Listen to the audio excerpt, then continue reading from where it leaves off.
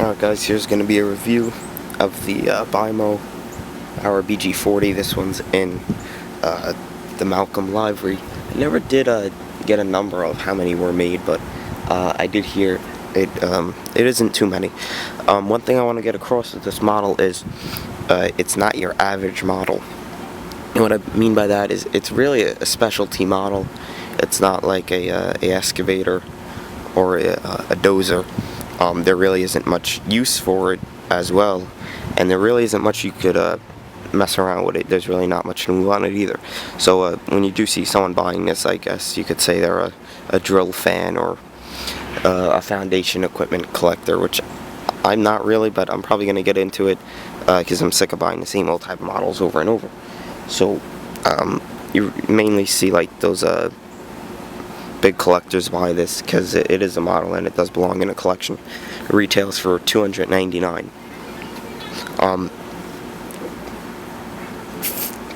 Before I actually start the review, I want to say that the assembly of this model is absolutely ridiculous.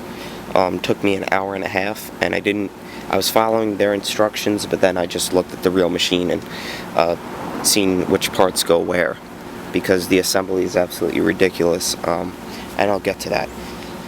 The major thing that ruins this model is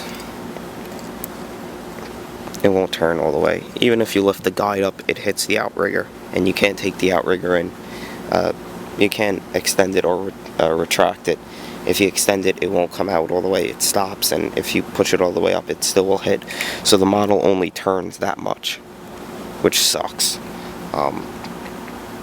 There may be a way to take one of the track frames off, but for now that's the only that's how much it will turn. So to get started with the review, and I am doing it outside, so if you do like it, let me know and I'll do all future reviews outside. Okay, so here are the tracks. You can see they're really nice. The paint's not too thick on them, and it's not too much of a glossy black. It seems like a semi-gloss black, which makes it really, really nice. They roll really smoothly, which I like. They do seem plastic, but they still have a fair amount of detail to them. Usually most plastic models have a lot of detail. The other side has the track motor, and you can see it has many steps. Underneath the undercarriage, which I'll have to bring the tripod down to see.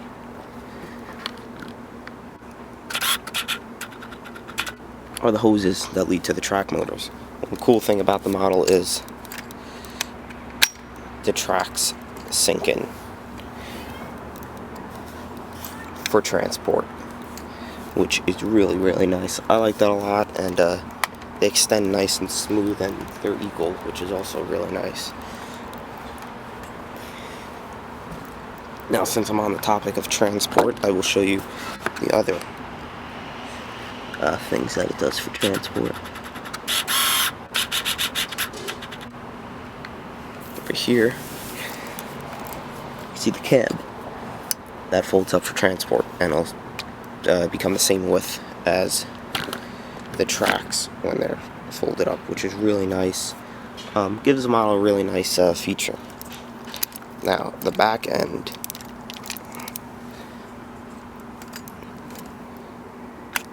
the counterweight comes off for weight, because I'm pretty sure this machine weighs over 150 tons. Does seem like a lot, and probably is not believable to most, but it does weigh a lot. It weighs more than a 385. Obviously it's only around 90 tons, but I forget there was one cat excavator that I remember that it did weigh more than, and it connects simply by those holes and the slots on the side and on top, and so it goes in, and it stays in really nice, surprisingly. Thought it wouldn't. Going to the cab, you can see the detail in the cab, which is awesome. Really nice. Has all the computer screens and everything. Really nice detail on the cab. And on the catwalks, not fully etched through, but I guess you could say drilled out. On top of the cab, It's got what looks to be, I guess, maybe an overhead cab guard or something, but it's not etched out, unfortunately. On the side over here, not etched out, but etched, semi-etched, probably around halfway through. You can see the paint and decals are top-notch. I'm probably going to say the best paint and decals I have on a scale model, or one of the best, because these are really nice and crisp, and the paint is nice. Bauer BG40 right on it.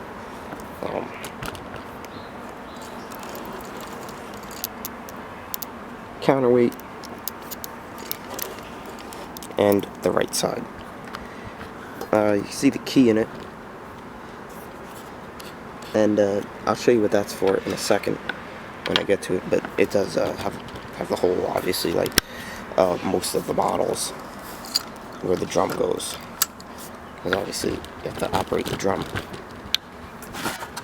can see over here all the hydraulic lines that run up to the top of the mast. You have the ladder, which is plastic, and other catwalks. I'll show the top in a second. I'll skip to the front to the guide.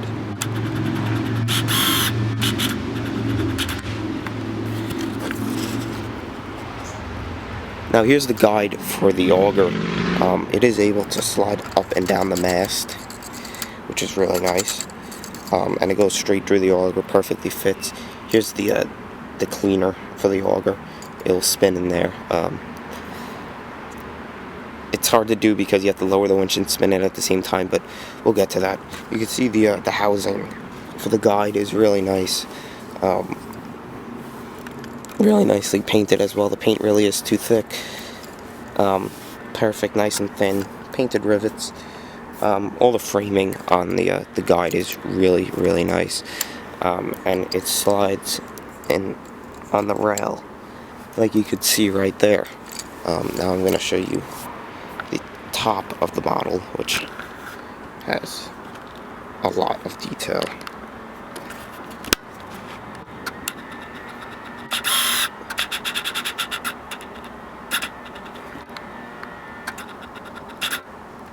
Alright, so here's the top of the model. Has the most detail on it.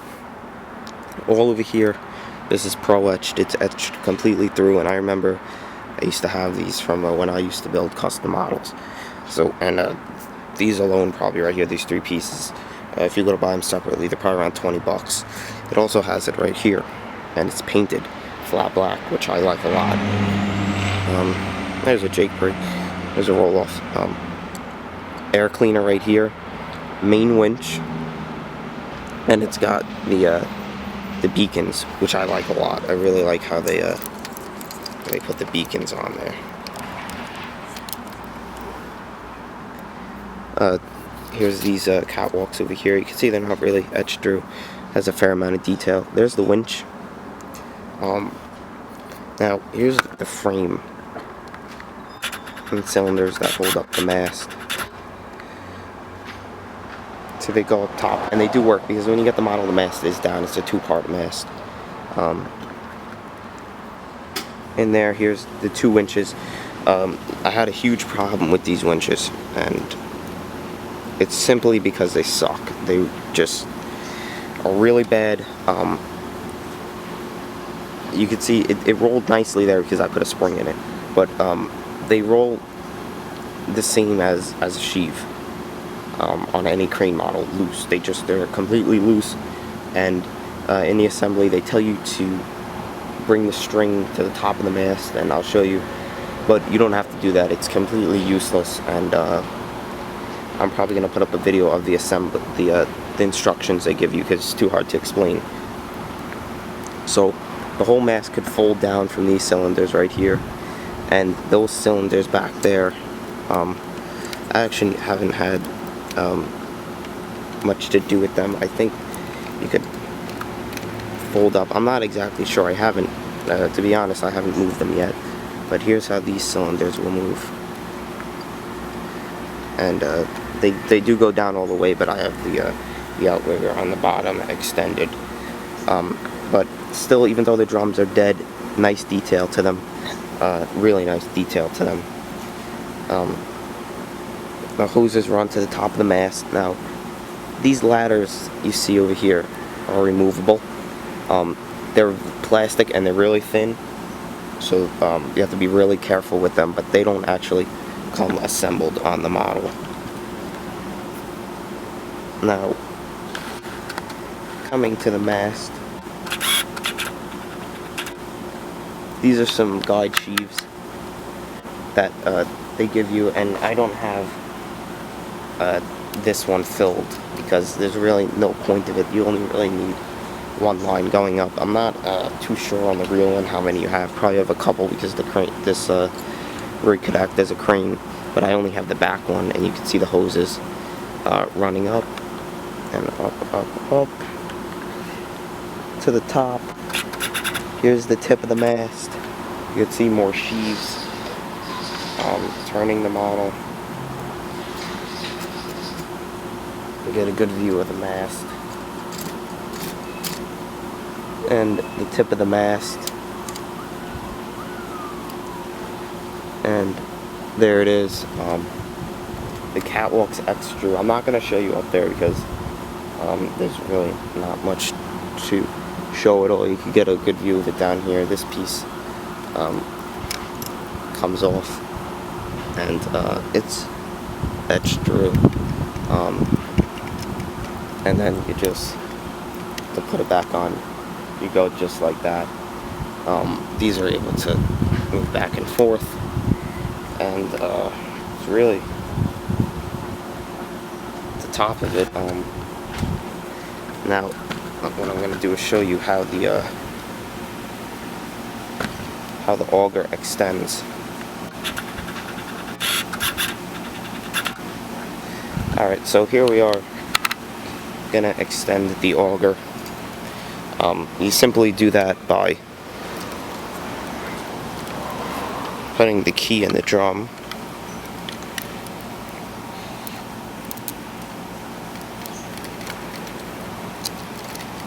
and you have to make sure the what do you want to call it? The auger cleaner is out, because if you don't, you're going to break the very fragile auger, which I will get to in a second. And then turn the winch. Works the same way as a crane.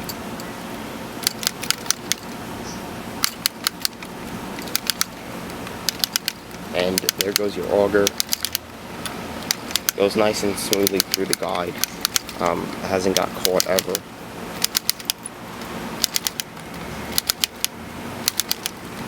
All the way down. I want to say the auger is like 20 inches, maybe 2 feet, and there it is. Really deep. I guess while it's up, I'll show you. Here's the top.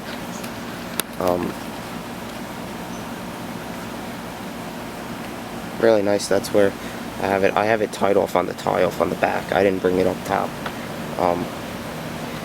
But there's the auger. I guess I could. I don't really want to do this because I don't want to break it, but since it is the review,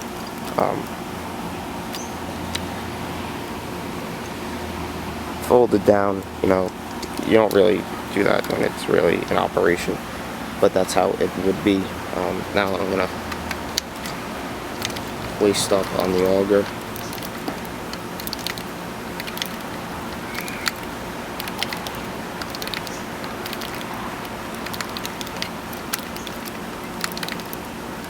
And again, doesn't get caught.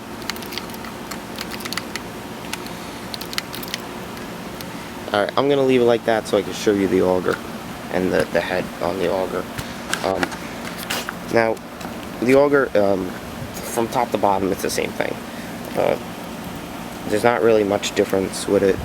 I don't know if it's actually made out of plaster, but it's really fragile, and it feels like it's gonna break. That's why I don't really touch it much. I don't want to say plastic. It almost feels like a fiber or a carbon fiber or something. But it's nicely made, and you can see it spins complete. And on the bottom of the auger, got teeth. That's on the inside. That's how you screw it into. I don't know what it is. I think it's like a resin or an epoxy. But really nicely made auger. Probably my favorite part, and I'm gonna bring it back up. And there it is up. The outrigger right here. Fine threaded, so it takes a while to come in and come out. But really nice. So in conclusion, I'm only gonna say it's worth 200, 300 bucks if you have a place for it in your collection, because I think of this thing as a specialty model, because it's not your everyday model, it's not your everyday machine. There's probably not too many people that even have seen this machine. I, for one, have seen a couple. If you live in a big city, you're gonna see a lot because it's a foundation rig, and especially around the water, because it drills caissons. But for 299 bucks, worth it, yes. A little stressful during assembly. To be honest, I was gonna return it when I was assembling it because it was absolutely ridiculous. But after having it for a few days, definitely worth it. It's strictly a shelf model though, because there's really not much to do with it. But anyway, there she is, Bauer BG40 in Malcolm. It's a great model.